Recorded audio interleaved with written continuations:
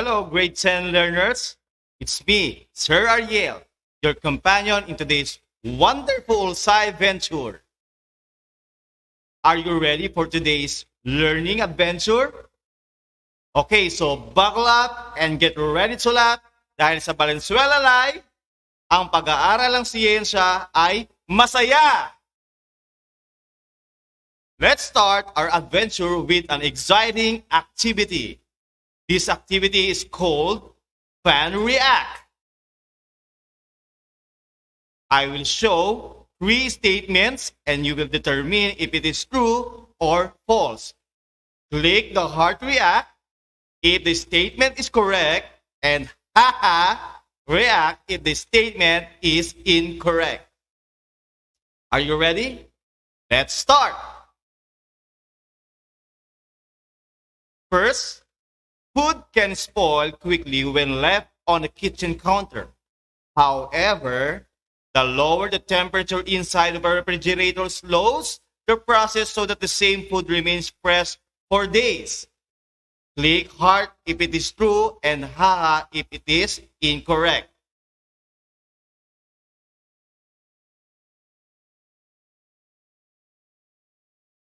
All right? The correct answer is heart. Good job, learners. Second, pressure cookers are used to cook food at temperatures above 100 degrees Celsius. Food cooks quickly at such high temperatures as the rate of reaction increases. Is it heart or haha?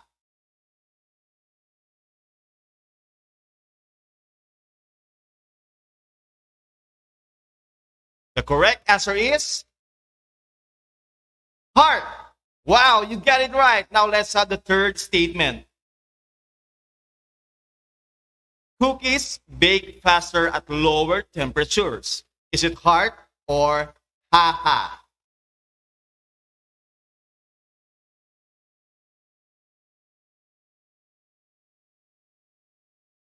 The correct answer is haha. You are correct. Smaller pieces of charcoal have bigger total surface area, which will burn slower to produce more heat. Is it heart or haha?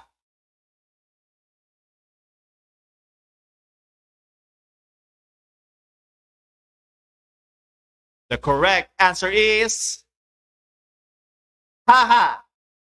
Wow, well done, students. It looks like you are very much ready for our lesson today. So here are the objectives for today's lesson. First, identify the characteristics of a catalyst and state the effect of catalyst in a chemical reaction.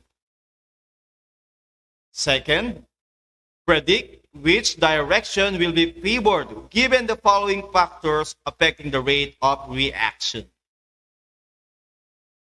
Before we start, make sure that you have your self-learning module, notebook, and a pen so you can take down the important information. I know you are ready to learn, so let's begin. According to the collision theory, reactions can only happen when the reactants collide. The molecules should be in proper orientation for a successful collision, and reactants should have sufficient energy.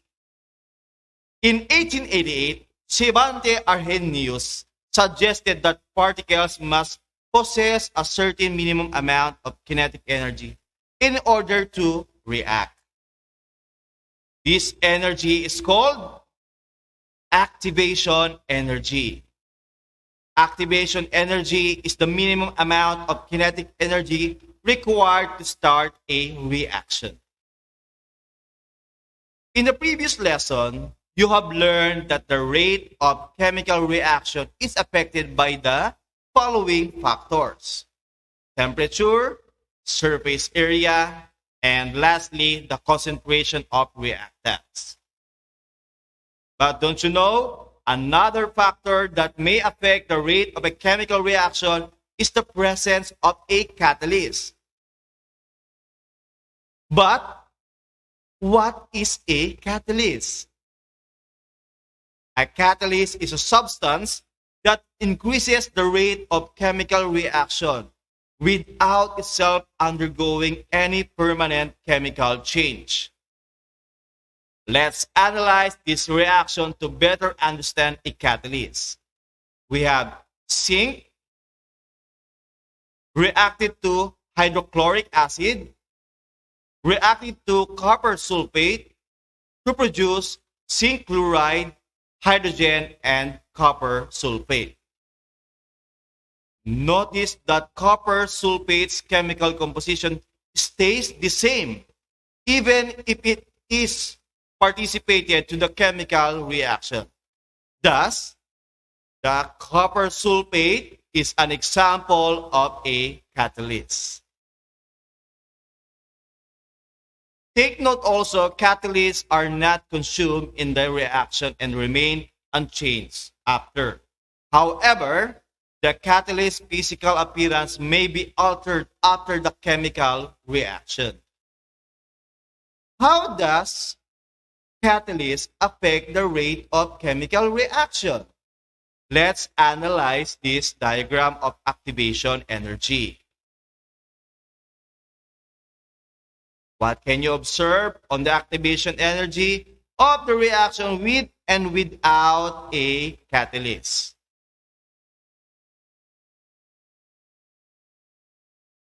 You are correct.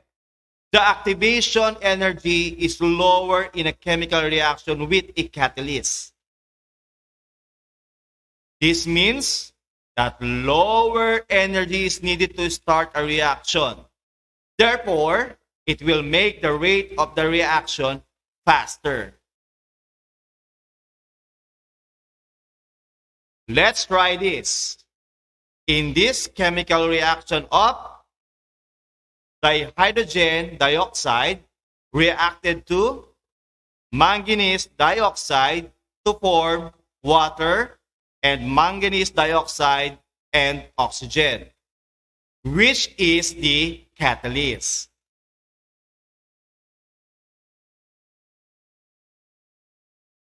You are correct. Manganese dioxide is the catalyst in the reaction. Some chemical reactions are slow, like rusting of iron, while others are fast, like burning of woods. Some reactions go to completion as all the reactants are converted into products. However, it is possible that some of the products will revert to reactants because of chemical equilibrium. In reality, a great many chemical reactions do not proceed entirely to completion. A reversible reaction is one where both a forward reaction and a reverse reaction can occur. These reactions do not reach completion. A condition of chemical equilibrium in a reversible process is when both the forward and reverse processes proceed at the same rate. So, the concentration of reactants and products remains the same. A chemical reaction at equilibrium will remain at equilibrium if undisturbed. However, imposing any stress in the reaction conditions or in the concentration of a reactant or product, it can disturb the equilibrium state of the opposing reaction. Thus, the reaction will counteract the stress. The Le Chatelier principle, which states that if a change in the condition is imposed on a system at equilibrium, the equilibrium position will shift in the direction that tends to reduce the effects of that change. The application of Le Chatelier principle helps us predict the effect of changing conditions in chemical reaction. The changes in chemical system that affect the equilibrium are the following. First, we have, according to Le Chatelier principle, adding additional reactants to a system will shift the equilibrium to the right, towards to the side of the products. By the same logic, reducing the concentration of any product will also shape equilibrium to the right.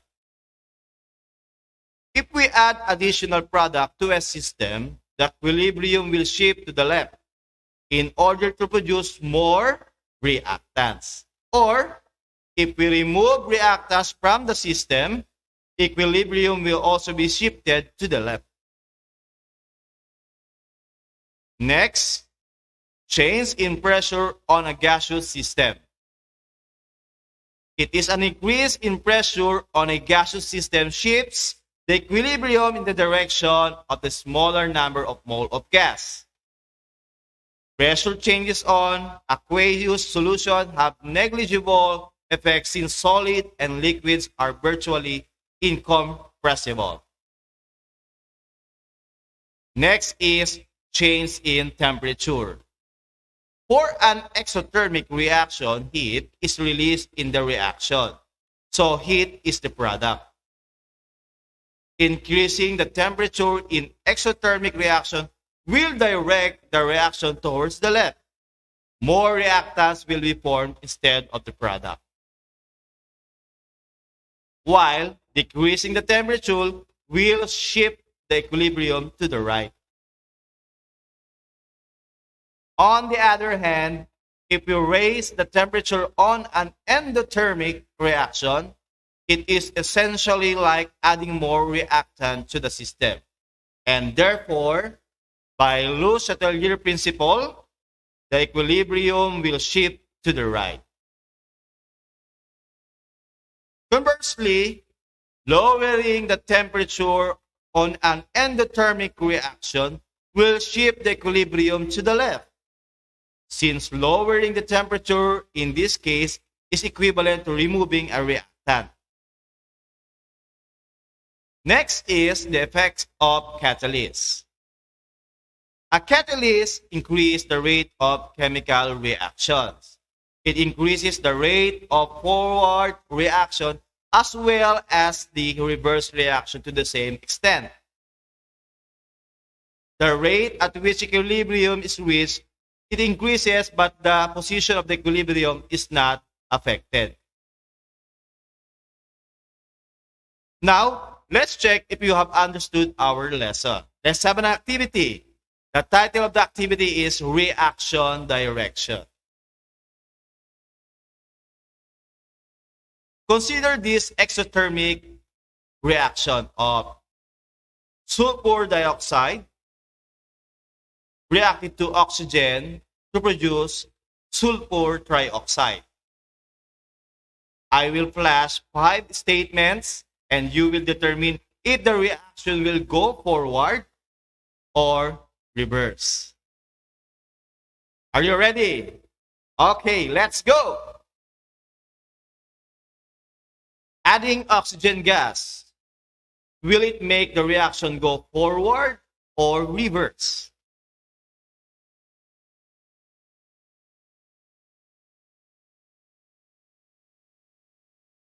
The answer is the reaction will go forward. Remember, increase the concentration of the reactants will cause the equilibrium to shift to the right to produce more product. Thus, it will result to a forward reaction. Now, let's have now statement number 2. Removing sulfur dioxide. Will it make the reaction go forward or reverse? The answer is reverse reaction. Wow, you're doing great. Take note, when the concentration of reactants are decreased, the position of equilibrium will move so that the concentration of the reactants increases again. The direction of the reaction will shift to the left, resulting to a reverse reaction. Now let's have statement 3. Removing sulfur trioxide. Will it make the reaction go forward or reverse?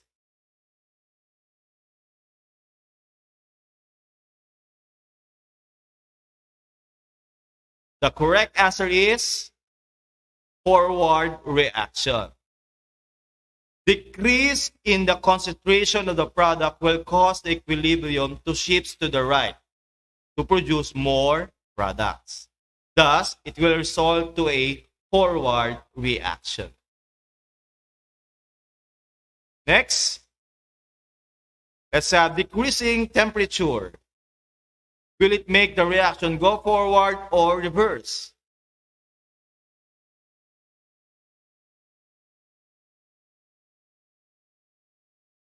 The answer is forward reaction. In an exothermic reaction, heat is a product. Therefore, decreasing the temperature will shift the equilibrium to the right, resulting to a forward reaction. Next is increasing temperature.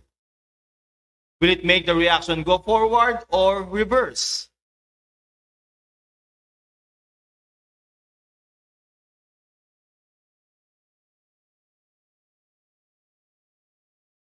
The correct answer is increasing temperature will cause the reaction to reverse reaction.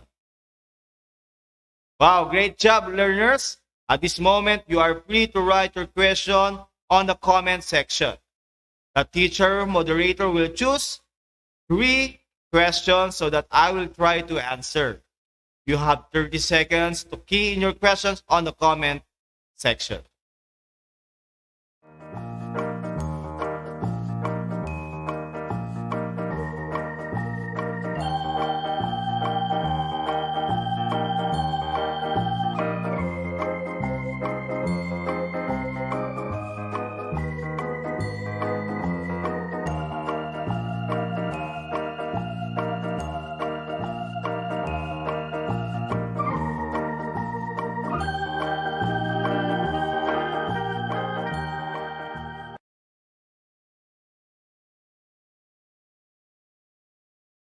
Okay, so all right.